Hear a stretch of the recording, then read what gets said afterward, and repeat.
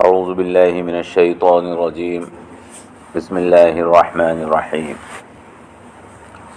یا ایہا الذین آمنوا کتب علیکم الصیام کما کتب علی الذین من قبلکم لعلکم تتقون ایاما معدودات فمن کان منکم مریضا او علی سفر فعدۃ من ایام اخر وعلی الذین یطیقونہ فدیۃ طعام مسکین ومن تطوع خیرا فهو خیر له وان تصوموا خیر لکم ان کنتم تعلمون۔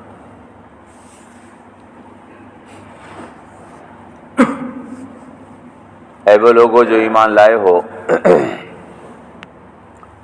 کتب علیکم الصیام، تمہارے اوپر روزے لکھ دیے گئے ہیں، کما کتب علی الذین من قبلکم لعلکم تتقون، جیسا کہ تم سے پہلے لوگوں کے اوپر لکھے گئے تھے تاکہ تم پرہیزگار بن جاؤ۔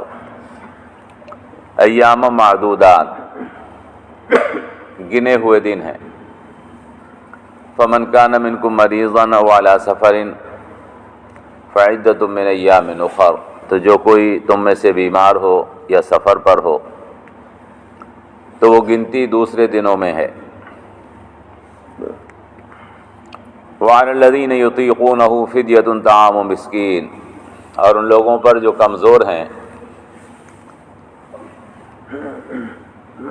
ایک مسکین کا کھانا اس کا فدیہ ہے۔ فمن تطوع خیرا فهو خیر له، اور جو کوئی روزے کو اس کے باوجود اپنی مرضی سے رکھ لے تو وہ اس کے لیے اچھا ہے۔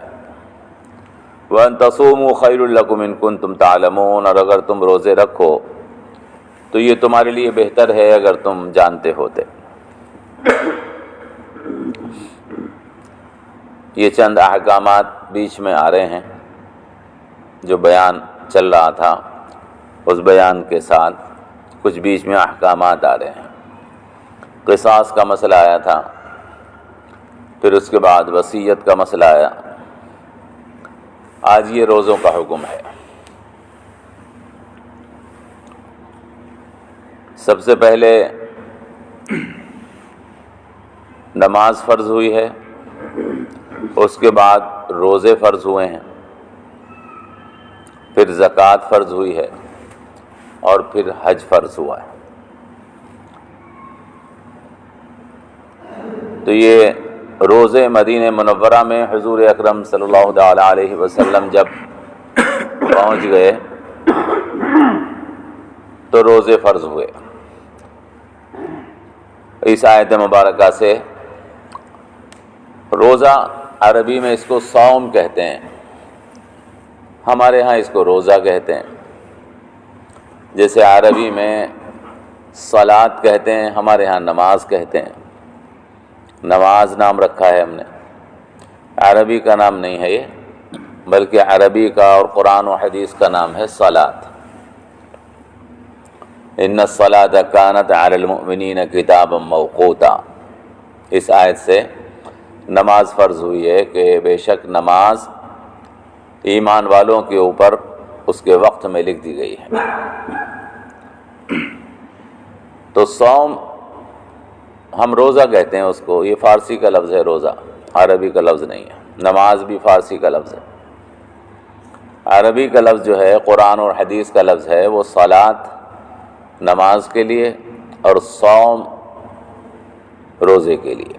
صوم کا مطلب ہوتا ہے رکنا،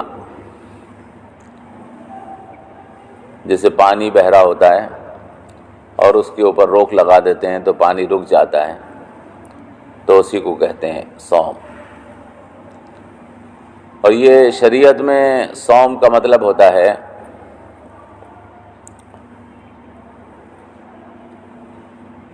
صبح صادق کے بعد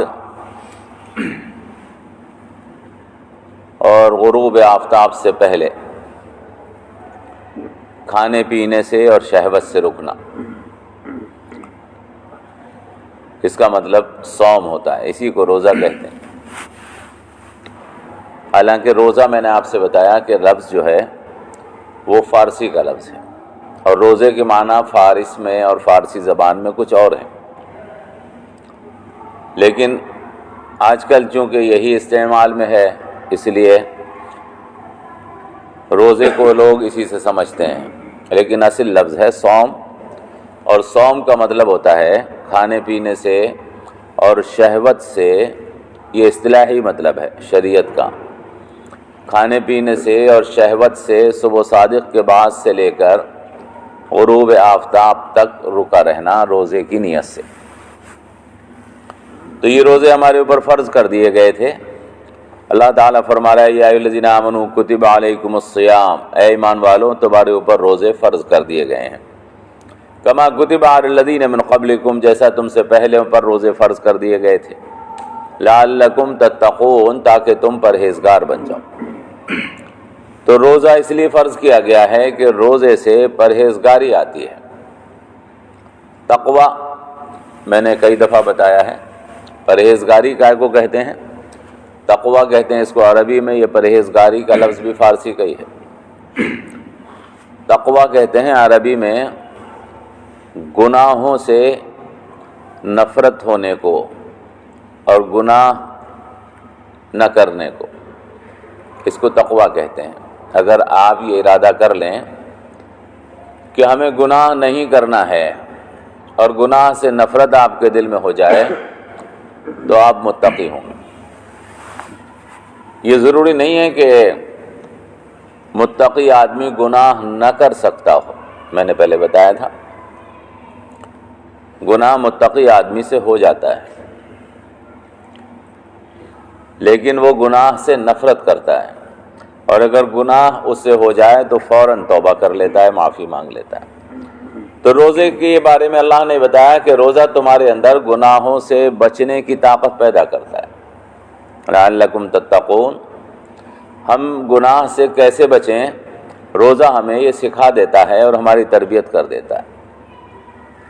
بھئی جب ہم کھانے پینے سے رکے رہتے ہیں اس لیے کہ اللہ نے منع کیا ہے، جب شہوت سے اور بیوی کے ساتھ ملنے سے رکے رہتے ہیں اس لیے تاکہ اللہ نے منع کیا ہے، تو یہ چیزیں تو حلال ہیں، کھانا بھی حلال ہے، پینا بھی حلال ہے، اپنی بیوی کے ساتھ صحبت کرنا بھی حلال ہے، لیکن اللہ نے منع کر دیا تو ہم رک گئے۔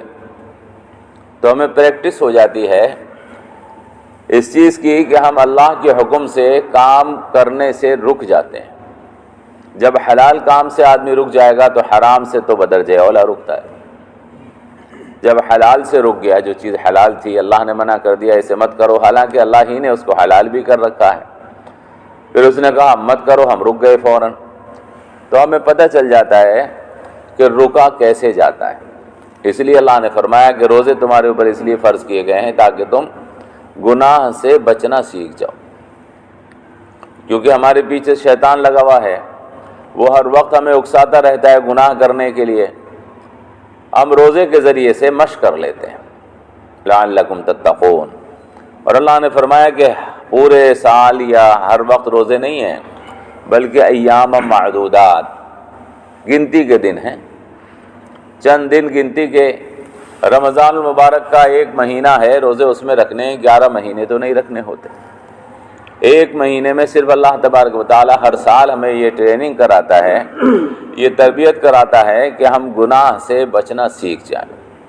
ایک مہینے ہم جائز کاموں سے رک جاتے ہیں اللہ کے حکم سے، تو باقی 11 مہینے ہم ناجائز کاموں سے رکے رہتے ہیں۔ ہمیں احساس رہتا ہے اس چیز کا کہ وہی اللہ جس نے ہمیں کھانے سے روک دیا تھا رمضان میں، جس نے ہمیں پینے سے روک دیا تھا رمضان میں، جس نے ہمیں شہوت سے روک دیا تھا رمضان میں، وہی اللہ آج ہمیں حرام کھانے سے روک رہا ہے تو ہم نہیں کھائیں گے۔ وہی اللہ ہمیں جھوٹ بولنے سے روک رہا ہے تو ہم نہیں جھوٹ بولیں گے۔ تو اللہ نے فرمایا ایام معدودات، گنتی کے دن ہیں، لیکن اللہ تو بڑا مہربان ہے۔ فرمایا فمن کان منکم مریضا او علی سفر فعدۃ من ایام اخر، اگر کوئی بیمار ہو یا سفر پر ہو تو بیماری میں روزہ رکھنا پریشانی کا باعث ہے، نہیں رکھ پاتا آدمی، کمزور ہو جاتا ہے بیماری میں، اور سفر میں بھی روزہ رکھنا پریشانی کا باعث ہے، سحری کہاں کرے، افطار کہاں کرے، اور بھی اس میں بھاگ دوڑ ہوتی ہے۔ لہذا اللہ نے فرمایا کہ تم میں سے جو کوئی بیمار ہو یا کوئی سفر پر ہو، فعدۃ من ایام اخر، تو یہ گنتی دوسرے دنوں میں پوری کر لے۔ 4 دن کے لیے سفر پہ گئے تھے، 4 روزے رہ گئے تھے، لہٰذا یہ 4 روزے ہم بعد میں رکھ لیں گے، یا بیمار ہو گئے تھے نہیں رکھ پائے روزے تو یہ روزے ہم بعد میں رکھ لیں گے، گنتی مہینے کی پوری کرنی ہوگی، وہ 1 مہینہ پورا کرنا ہوگا، فعدۃ من ایام اخر۔ اور فرمایا کہ وعلی الذین یطیقونہ فدیۃ طعام مسکین، بہت سارے لوگ بوڑھے ہو جاتے ہیں، کمزور ہو جاتے ہیں، ان کو تو صحت ملنے کی امید ہی نہیں ہے، کوئی بیمار تو صحت پا جائے گا، لیکن جو بوڑھا ہو چکا، کمزور ہو چکا، وہ کیسے صحت پائے گا؟ مسافر تو واپس گھر پہ آ جائے گا تو اپنی گنتی پوری کر لے گا، بوڑھا گنتی کب پوری کرے گا؟ تو فرمایا جو کمزور ہو گئے ہیں تو وہ 1 مسکین کو کھانا کھلائیں، یہ روزے کا فدیہ ہے، 1 روزے کے بدلے 1 مسکین کو کھانا کھلائیں، 1 دن، دونوں وقت کا کھانا۔ اس کی علماء نے مقدار بتا دی ہے کہ 1 روزے کا فدیہ وہ ہے جو صدقہ فطر ہوتا ہے، صدقہ فطر کی جو مقدار ہے اتنا 1 روزے کا فدیہ دے دیا جائے۔ اگر کوئی اتنا کمزور ہو گیا کہ وہ اس روزے کو بعد میں نہیں رکھ سکتا تو 1 روزے کی فدیے میں 1 غریب کو فدیہ جو دیا جائے گا وہ غریب کو دیا جائے گا، غریب کو 1 دن کا کھانا کھلائے تو اللہ تبارک و تعالیٰ روزہ نہ رکھنے سے جو گناہ ہوا تھا، فرض چھوڑنے سے، اللہ اس کو معاف فرما دے۔ تو اللہ کی مہربانی ہے بھائی، اللہ تبارک و تعالیٰ نے کمزوروں کے اوپر مہربانی فرمائی۔ لیکن یہاں پر یہ چیز آپ دیکھیں جو آپ کے سمجھنے کی بات ہے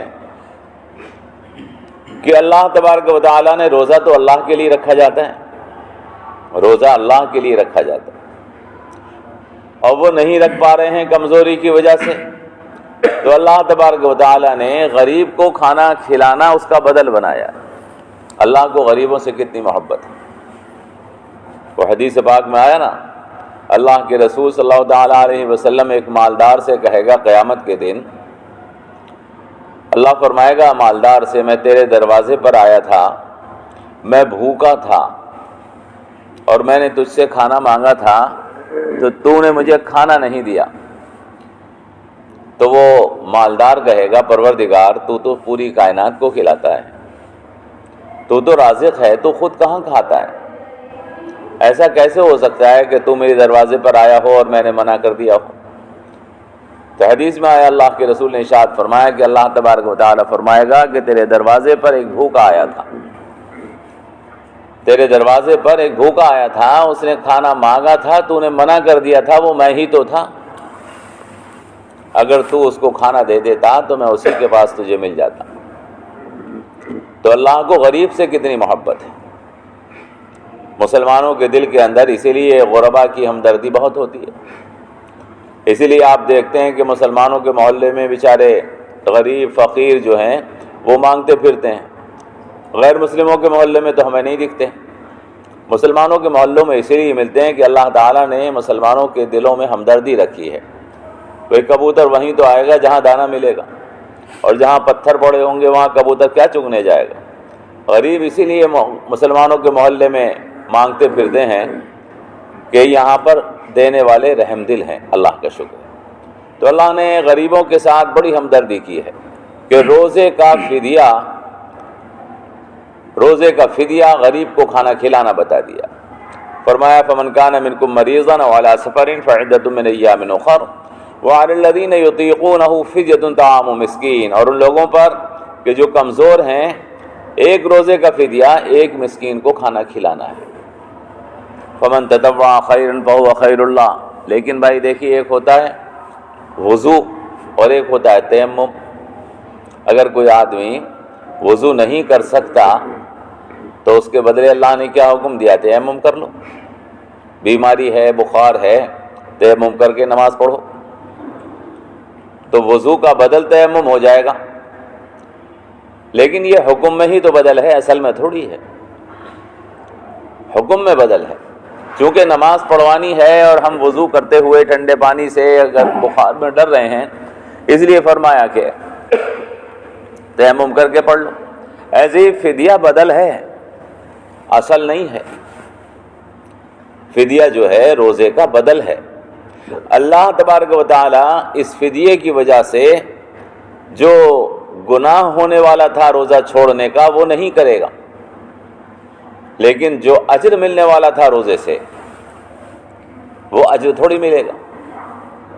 فرمایا کہ فمن تطوع خیرا فهو خیر اللہ، اگر روزہ کوئی اپنی مرضی سے رکھ ہی لے، ہمت کرے، کمزوری کا احساس ہو رہا ہے یا سفر میں ہے، بیماری میں ہے، کمزوری کا احساس ہو رہا ہے یا سفر میں ہے، پریشانی اور تکلیف کا احساس ہو رہا ہے، لیکن ہمت کرے اور روزہ رکھ ہی لے تو یہ بہتر ہے۔ فرمایا فهو خیر اللہ، ومن تطوع خیرا فهو خیر اللہ وان تصوموا خیر لکم ان کنتم تعلمون، اگر تم روزہ رکھو تو یہ تمہارے لیے بہتر ہی ہوگا اگر تم جانتے ہوتے، کیونکہ میں نے آپ کو بتایا کہ روزہ کیوں ہوتا ہے۔ روزہ گناہ سے بچنے کی مشق ہے، اور یہ مشق جبھی ہوگی جب روزہ رکھیں گے۔ یہ تو ٹریننگ ہے، اور ٹریننگ تو ٹریننگ کرنے سے ہی ملے گی، یہ بدل سے نہیں مل جائے گی۔